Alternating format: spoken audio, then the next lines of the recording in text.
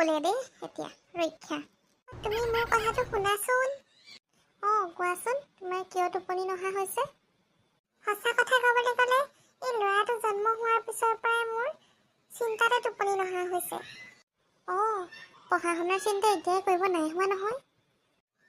তুমি শুনিতো লোৱা, মই পঢ়া শুনাৰ চিন্তাৰ কথা কোৱা নাই নহয়। বেলেগ এটা চিন্তাহে মোক খাইছে খুলি খুলি। কোৱাচোন তেতিয়াহ'লে, কিনো চিন্তাই তোমাক ইমান খুলি খুলি খালে? খাব বব নোৱাৰা হৈ ক্ষীণাই গৈছা যে একদম।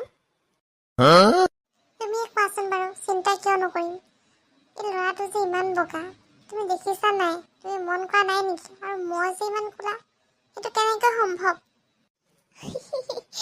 সেইটো কথা, তুমিহে ক'লা। তোমাৰ ভাইৰাটো বগা, গম নোপোৱা নেকি তুমি?